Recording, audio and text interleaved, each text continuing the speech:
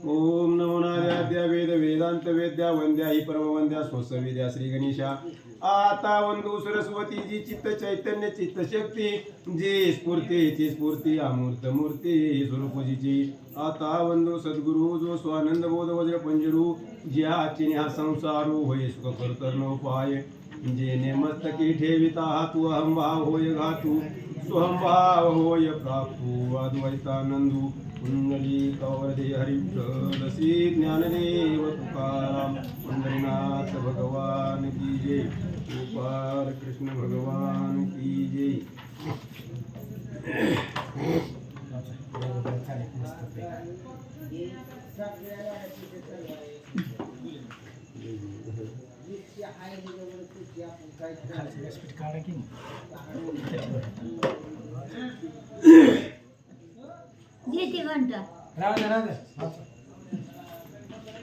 श्री गणेशाय नमः ओम नमो शिवाय नमः जय जय पंढरीनाथ कृष्णाथ या देवेंद्रा जय जयाजी जनार्दना जय जयाजी रवी कुलभूषणा जय जयाजी त्रितापशमना भवभंजना केशवा कथेचं अनुसंधान ग्रंथ करते विष्णू बल्लाळ दत्तदास या ठिकाणी सांगताय जनार्दन भगवान परमात्मा रवी कुळ भूषण सूर्य वंशाचं भूषण असं असणार तो भगवान परमात्मा आहे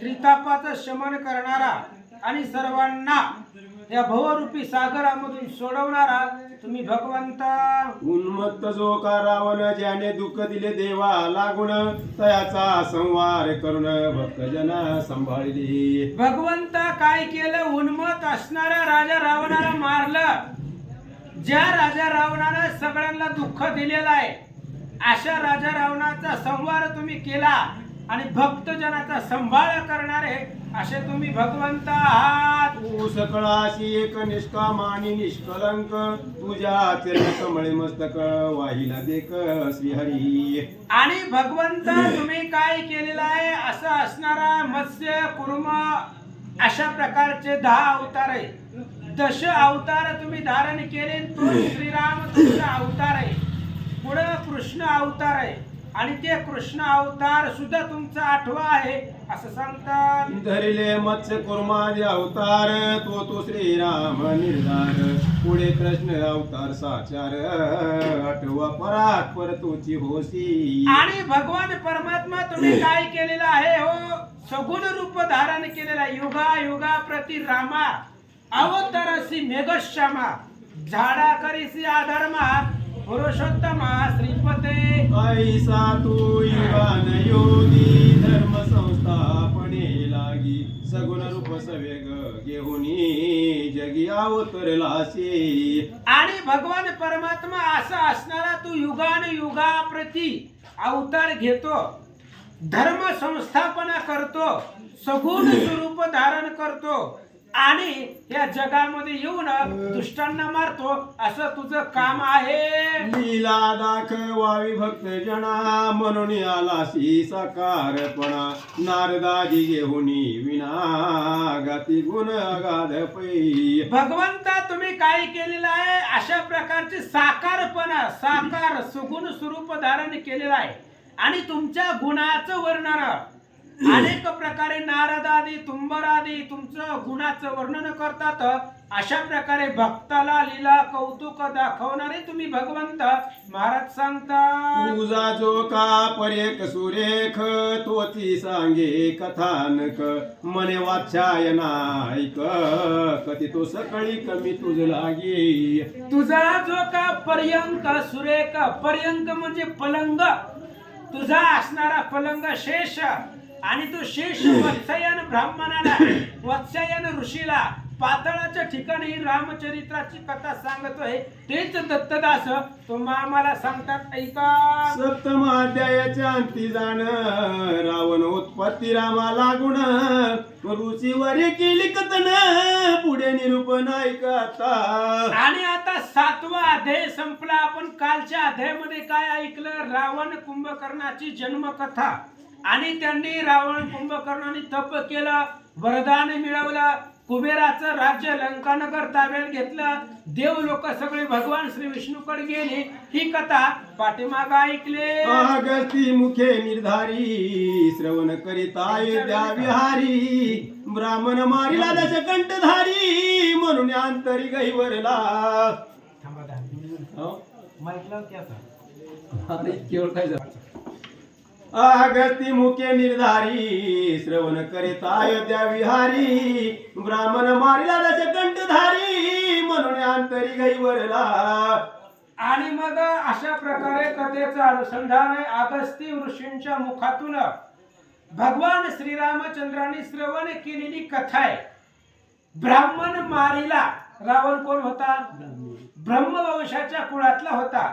त्याच्यामुळं ब्राह्मण मारला म्हणून भगवान श्रीरामचंद्र अंतःकरणामध्ये गहिवरले, दुःख वाटू लागलं. आणि महाराजांना काय विचारतात? अश्रुधारा चालिल्या नयनी, परम दुःख वाटते मनी, बैसला सतासी वाचनी, मूर्छा येऊन पडिला.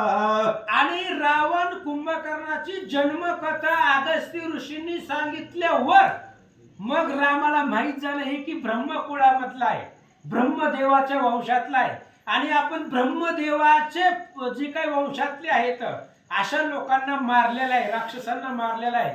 अद्भुत पाप आपल्याकडून घडलं असावं म्हणून त्या पापाच्या वजानं भगवंताला मूर्छा आली आणि जमिनीवरती पडले. अगस्तीने पाहता चिधड करी, हस्त फिरविला अंगावरी, नेत्र पुसोनी अयोध्या विहारी, सावध केला त्यावेळी. अगस्ती ऋषींनी पाहिलं रामाला चक्कर येऊन पडलेले आहेत, भगवान परमात्मा बेशुद्ध पडलेला आहे.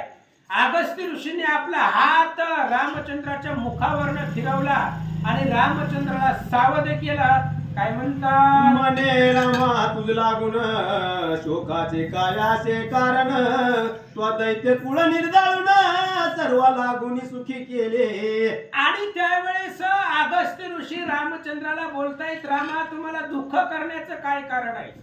कारण जे जे धर्माला आडवं येतात त्यांना मारावं हे तुमचं कर्तव्य आहे. म्हणून राक्षस तुम्ही मारलेली आहेत, वाईट प्रवृत्तीची राक्षस जे धर्माला आडवे येतात त्यांचा तुम्ही वध केला, त्यामुळे दुःख करू नका. महाराज बोलतात, सकळांचे दुःख निवारण झाले यासी तूच कारण, भूत भविष्य वर्तमान जाणता पूर्ण तू अससी. अहो रामा, भूत भविष्याचं ज्ञान तुम्हाला आहे. भूत भविष्य वर्तमान सर्वही जाणे रघुनंदन, तरी मनुष्य नाट्य विटंबन, स्वय आपण धावित युद्धकांडात 44. भूत भविष्य वर्तमानाचं ज्ञान तुम्हाला माहिती असताना अज्ञानाचं सोंग घेऊन का दुःख करतात सांगा? तरी मूर्छा येणे कासयासी, ऐशा अगस्ती वचनासी, ऐकोन या ऋषिकेशी, उदक नेत्री ढाळी तसे. आणि रामचंद्राला अगस्ती महाराज विचारताय, तुम्हाला सर्व माहिती आहे, ज्ञात आहे, परिपूर्ण ज्ञानी तुम्ही आहात, मग विनाकारण दुःख का करायला लागला? असं रामचंद्राला विचारल्यावर भगवंत काय सांगतात? म्हणे माझ्या ज्ञान पहा किती, मी मूळ जनाहुनी मूढमती, प्रवृत्तलो ब्रह्मकुळाच्या घाती, केवढा केला अपराध. भगवान श्रीरामचंद्र म्हणतायत तुम्ही किती मूढमती आहे. अहो राम आहे, अखिल कोटी ब्रह्मांडाचा नायक आहे. राम सर्वार्थी सर्वज्ञ असा असणारा राम अगस्त्य ऋषींना म्हणतात किती अज्ञान आहे मी, मूढमती आहे माझी.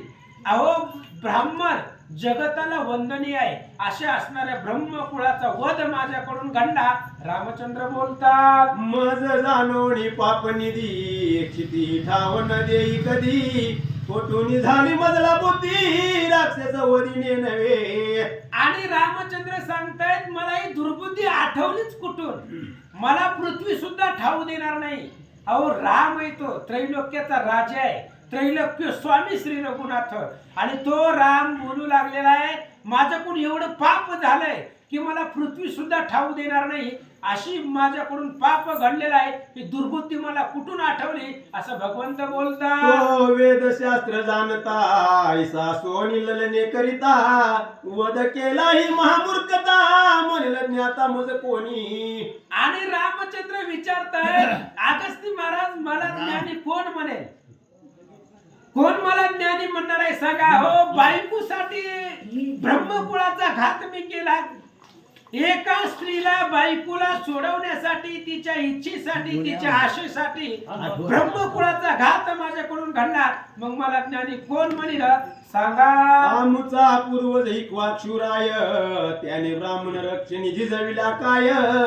अन्य जातीने करिता पाय शासन केले तयाने. अहो आमचे असणारे पूर्वज इक्वाक्षु राजा आणि त्या राजानं ब्राह्मणाच्या कार्यासाठी आपलं शरीर झिजवलं आणि बाकी अन्य जातीने जर अपाय केला ब्राह्मणावरती, बाकीच्या जातीने ब्राह्मणाला जर त्रास दिला तर त्याला दंड करणारा इक्वाक्षु राजा आमच्या सूर्यवंशात पूर्वी होऊन गेला. तया कुळी मी जन्मुन केले ब्राह्मणाचे हनन. मज सारी का दुष्ट जाण जगा माझी नसेती. अहो ज्या ब्राह्मणाच्या संरक्षणासाठी आमच्या पूर्वजांनी अंग झिजवले त्या ब्राह्मण कुळाचा घात माझ्याकडून झाला. म्हणून माझ्यासारखा पापी या जगतामध्ये कुणीच नाहीये असं भगवंत बोलतात. आम्हा क्षत्रिय हातून व्हावे ब्राह्मणांचे रक्षण. दान मानाधिक करून करावे पूजन सर्वदा.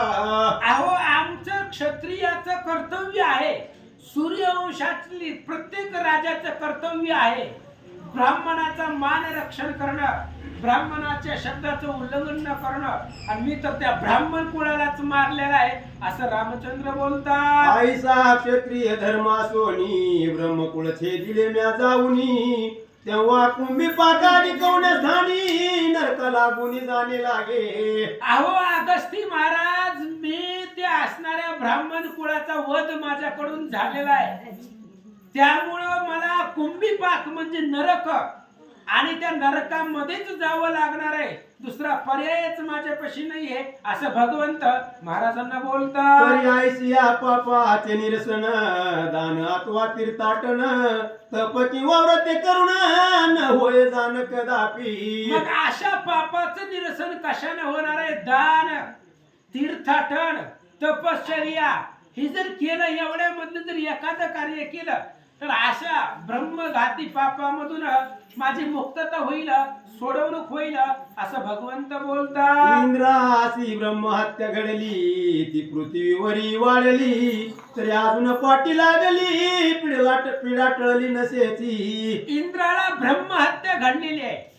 इंद्राकडून ब्रह्महत्येचं पातक इंद्राला लागलं तेव्हा आणि तू असणारी ब्रह्महत्या वाढली गेली. आज सुद्धा त्या ब्रह्महत्येनं इंद्राचा पाठलाग सोडला नाहीये असं रामचंद्र बोलतात. जे ब्रह्मकुळाचा नाश करीती ते नर नरकास जाती. नाना यातना भोगिती वेदी निर्धार सांगितला. आणि रामचंद्र सांगू लागले वेदामध्ये असंच सांगितलंय. कसं जे ब्राह्मणाचा अवमान करतात, ब्राह्मणाचा द्वेष करतात, त्यांचा वध ज्यांच्या हातून होतो ते नरकालाच जातात आणि त्यांचा उद्धार होत नाही. त्यांचं असणारं नरक यातना त्यांना भोगावे लागते असा वेदामध्ये सांगितलेला आहे. रामचंद्र बोलतात. वेद सर्व धर्म लागून मूळ साचा शे जाण. तोची ब्राह्मण आदिन म्हणून मूळ ब्राह्मणची. वेद सर्व धर्म लागून आहे. वेद सगळ्या धर्माला मान्य आहे आणि त्या वेद जो आहे तो वेद ब्राह्मणाच्या अधीन आहे. कारण वेद कोणाचं पाठ असतंय. आपलं वेद पाठ आहे काय. ब्राह्मणाला ते वेद जाणतात, त्यांचं ते पाठ असतं. त्याच्यामुळं वेदाचे अभ्यासक, गाडे अभ्यासक ब्राह्मण असतात. वेद ब्राह्मणाच्या अधीन आहे. त्यामुळं मूळ ब्राह्मण श्रेष्ठ आहे आणि त्याच ब्राह्मणाला मी मारलं म्हणून महाराज काय करू. या ब्रह्मकुळाचा केला वध घडला वेद मुळाचा छेद. तुझ लागी सांगितला विचार आता वध मुनिराया. आणि महाराज आता जे झालं ते तुम्हाला सांगितलंय बघा. ब्राह्मण कुळाचा वध मी केलेला आहे, माझ्याकडून घडलेला आहे. रावण कुंभकर्ण हे ब्राह्मण कुळामधली होती, ब्रह्मवंशामधली होती आणि त्यांना मी मारलं. त्याच्यामुळे आता जे घडलेला अपराध आहे ते तुमच्या पुढे सांगितला. आता काय करायचं तुम्ही सांगा. माझे कल्याण कवण्यापरी होईल सांगा हो झडकरी. शेष मने वाचाय नावधारी राम करी दुःख ऐसे. आणि रामचंद्र अगस्ती महाराजांना सांगतायत माझं दुःख कोणत्या पद्धतीने निरसन होईल. मी जी पाप केलेलं ती पाप कसं संपेल असं सांगितल्यानंतर शेष महाराज वत्सयन ब्राह्मणाला वत्सयन ऋषीला सांगत होते आणि एवढं दुःख रामाला झालं होतं. पुढं तो अगस्ती म्हणे तयासी दुःखा कारण नसे तुझसी तू अन्न दुष्ट नाश केलासी ब्रह्मघात तुझसी न घडला. आणि त्यावेळेस अगस्ती ऋषींनी सांगितलं रामा दुःखी होऊ नका, तुमच्याकडून अपराध घडलेलाच नाहीये. तुम्ही काय केलंय, वेदाला आडवे येणारे, धर्म कार्याला आडवे येणारे, साधू संतांना त्रास देणारे अशा लोकांना तुम्ही मारलेला आहे. त्यामुळे पाप तुमच्याकडून घडलंच नाही असं अगस्ती ऋषी रामचंद्राला बोलतात. ऐक यातील कारण तू परब्रह्म परिपूर्ण तू करता भोक्ता जाण शुद्ध चैतन्य तूच अससी. आणि याच्या पाठीमागचं कारण आहे का म्हणले रामा, तुम्हाला पाप पुण्य नाही, कारण पाप पुण्य देणारे तुम्ही आहे. तुम्हाला काय पाप पुण्य आहे? अहो, जीवाला पाप पुण्य करवणारे, जीवाकडून करून घेणारे तुम्ही आहे. त्यामुळे तुम्ही शुद्ध चैतन्य आहात, परिपूर्ण परब्रह्म आहेत, अकर्ता आहे. कुठल्याही प्रकारचं कर्म तुम्हाला लागू पडत नाही, अकर्ता अकर्म अशा प्रकारचे तुम्ही राम आहात. तू नसे जनन मरण पाप पुण्य ते कोठून जीव दशेचे लक्षण नाही जाण तुझ माझी. रामा तुम्हाला जन्म आणि मरणच नाही, मग पाप पुण्य आलंच कुठून? पाप आणि पुण्य ही जीवाला असतं, देवाला नसतं. तुम्ही परिपूर्ण परब्रह्म आहात, तुम्हाला जन्मच नाही. तुम्ही स्वतःच्या इच्छेनं जन्म घेता. कुठं जन्म घ्यायचा, कोणत्या घरामध्ये घ्यायचं हे तुमच्या हातात आहे का, आपल्या हातात आहे काय? ते रामाच्या हातात आहे. त्यामुळं तुम्हाला, तुम्ही स्वइच्छा आहात, ब्रह्म आहात, सगळं तुमच्या हातात आहे. त्यामुळं पाप पुण्याची बाधा तुम्हाला होत नाही. जे का मद्यपान करीती आणि सुवर्ण जे जे चोरीती ब्राह्मणाचे कुळ छेदिती ते पावती अघोर नरका. नरकाला कोण जातात महाराज? पाप पुण्य करतात, बाकीच्या असणाऱ्या दुसऱ्याच्या घरातलं सोनं चोरी करतात. गरुड पुराणामध्ये सांगितले सोनं चोरलं तर नरक पोचवतात.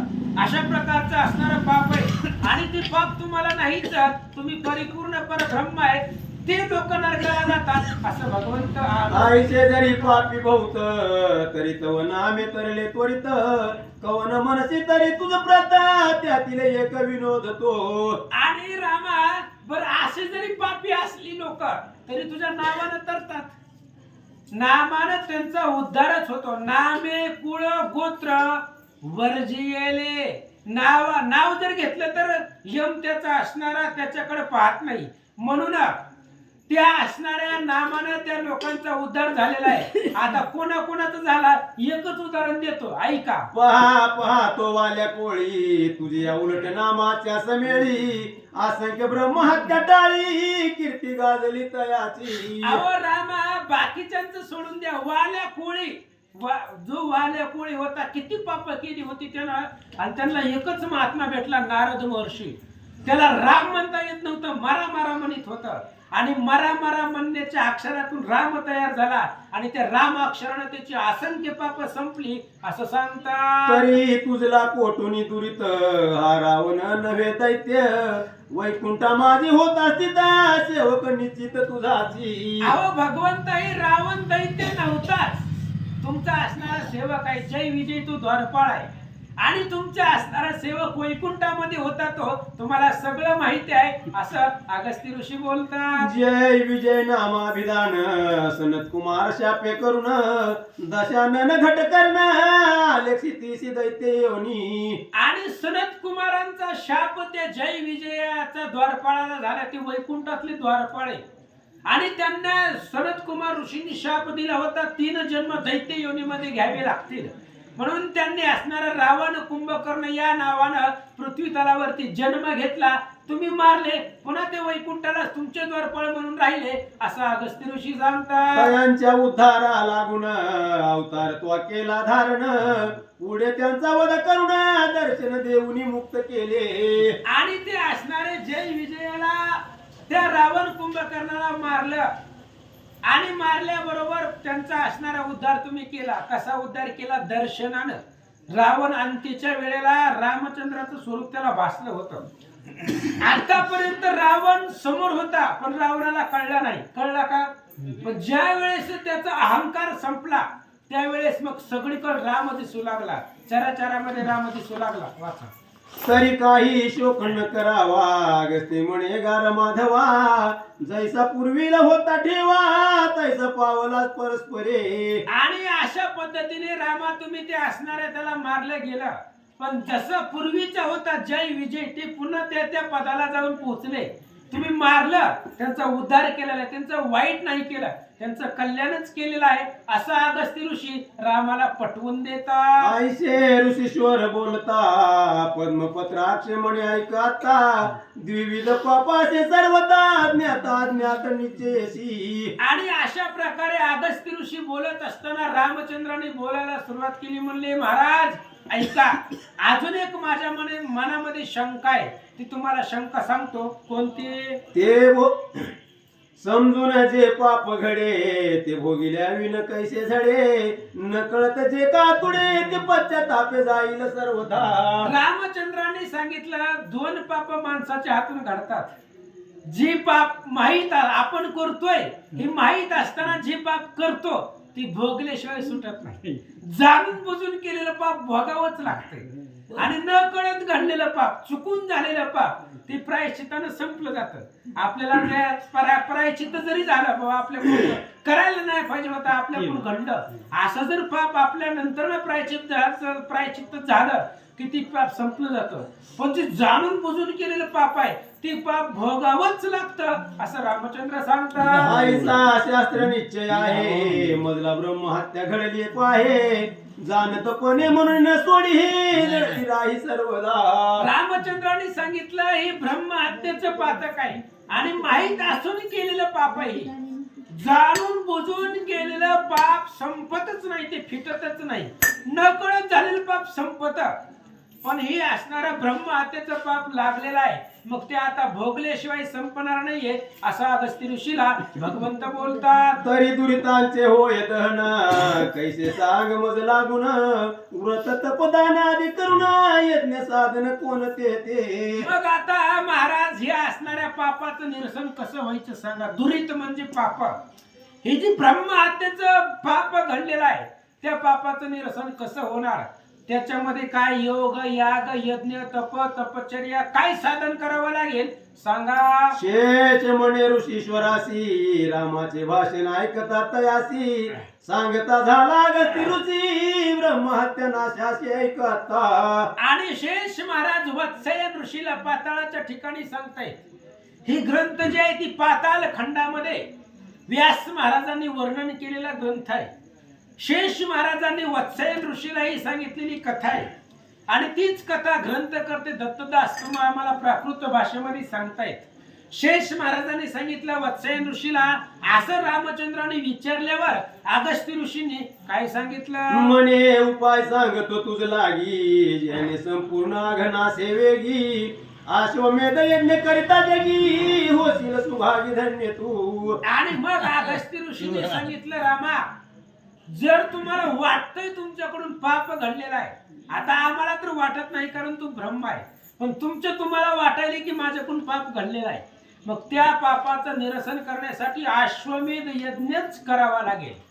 अश्वमेध यज्ञानं ब्रह्मादिक पाप संपून जातात, ब्रह्म हत्येचं पाप संपलं जातं असं वेदशास्त्रामध्ये सांगितलेलं आहे. म्हणून तुम्ही अश्वमेध यज्ञ करा. तू कृतू करी जाण तुझा पूर्वज दिली पापन त्याने शताश्वमेध करून इंद्रभुवनीचे राज्य केले. म्हणून रामा तुम्ही अश्वमेध यज्ञ करा. अश्वमेध यज्ञ केल्यानंतर ना तुमचं ब्रह्म हत्येचं पाप संपेल. तुमचा पूर्वज दिलीप राजा, त्या दिलीप राजाने 100 अश्वमेध यज्ञ केला आणि इंद्राच्या ठिकाणी जाऊन इंद्राचं राज्य भोगलं असं महाराज सांगतात. ऐसाच म्हणू राजा जाण दुसरा सगर म्हणून मरू राजा करून झाले पावन अश्वमेधे. आणि या अश्वमेध यज्ञाने किती किती तुमचे पूर्वज पावन झाले. सगर राजा आहे, अश्वमेध यज्ञाने पावन झाला.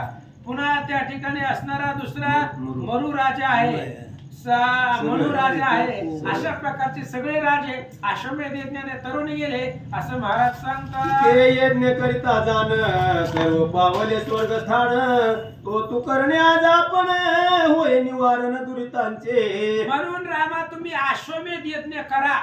अश्वमेध यज्ञ केल्यानंतर ना तुमचं दुरित तुमची पाप सगळी संपली जातेली. आणि पाप संपण्यासाठी तुम्ही तो यज्ञ करा. अगस्त्य ऋषी सांगतात, अश्वमेध कार्या लागुनी तू समर्थ आहे सजनी, जाणून कथिले तुझं लागुनी ठेवी वचन भाव माझ्या. आणि अश्वमेध यज्ञ करण्यासाठी तुम्ही समर्थ आहे. कारण समर्थ का आहे, तुमच्याकडे सगळं आहे, संपत आहे, इस्टेट आहे, धनवंत आहात, म्हणून तुम्हाला सोपं आहे यज्ञ करण्यासाठी. आणि तुम्ही ते यज्ञ करा, माझ्या वचनावरती विश्वास ठेवा, भाव ठेवा आणि अश्वमेध यज्ञ करा, असं अगस्त्य ऋषी सांगतात. तुझे तीन बंधू जे कासती, ते लोकपाला समभासती, ऐकून ऐशा वचनाप्रती राम म्हणती अगस्ती ते. आणि अगस्त्य ऋषीने सांगितलं, तुमचे 3 भाऊ शत्रुघ्न, लक्ष्मण आणि भरत, ती लोकपाळामधले लोकपाळ मला भासतात. कारण त्यांच्याकडे ताकद आहे, पुरुषार्थ आहे. तुम्ही जर घोडा सोडला आणि कोणी जरी पकडला तरी कोणता बी तुमचा एक भाऊ त्याच्या बरोबर युद्ध करून घोडा सोडू शकतो. एवढं सामर्थ्य बल तुमच्या 3 भावाकडे आहे. त्यामुळे तुम्ही यज्ञ करा, असं अगस्त्य ऋषीचं बोलणं ऐकलं. राम काय म्हणतात, मी ब्रह्महत्य करून भीत, म्हणून तू मासी पुसत, अश्वमेध क्रतु विधान युक्त, सांगा मज प्रति ऋषीवर्या. आणि रामचंद्राने विचारलं, यज्ञ करा म्हणता, पण त्याची नियमावली सांगा, कसा यज्ञ करायचा, त्याचे नियम काय असतात. मी ब्रह्महत्येला भेटतोय म्हणून विचारतोय. ब्रह्महत्येचं पातक माझ्याकडून घडलंय, कसं बी घडू दे, पण ती पातक घडलंय. आणि त्याच्यासाठी तुम्हाला विचारतो, यज्ञ कसा करायचा सांगा. पुढे 9 अध्यायी कुंभ जन्मा, सांगिले विधान श्रीरामा, ते ऐकता श्रोते प्रेमा, पाहुनी सुख लाभती. आणि पुढच्या अध्यायामध्ये 9व्या अध्यायामध्ये कुंभ जन्मा, ज्याचा जन्म कुंभामध्ये घाटामध्ये झाला, म्हणून त्या असणाऱ्या अगस्त्य ऋषीला नाव आहे. आणि अगस्त्य ऋषींनी पुढच्या अध्यायामध्ये सांगतील की यज्ञ कसा करायचा. आम्हाला पण नाही माहित, पण ऐकू. दत्त कृपे प्रेम रस, विष्णू शिला दिला भवस, जयांचे निर्मळ मानस, त्याची तयास विभागी. दत्तात्रेयांचे भक्त आहेत महाराज. दत्त कृपेने हा ग्रंथ त्यांनी केलेला आहे. दत्तात्रेयावरती अफाट प्रेम आहे त्यांचं. दत्त म्हणून दत्तदास आहे. प्रत्येक अध्यायाच्या अंत्याला दत्तदास त्यांनी शब्द वापरलेला आहे. आम्ही दत्तात्रेयांचे सेवक आहे. मूळ नाव त्यांचं विष्णू आहे. आणि ते ग्रंथकर्ते सांगतात, ऐका. इति श्री पद्मपुराणे पाताल खंडे शेषवाचार्य संवादे रामाश्वमेध रावणादी जन्म कथन नामाष्टमाध्याय. ओळा श्री रामचंद्र अर्पण कुंडलिक विठ्ठल श्री ज्ञानदेव तुकाराम.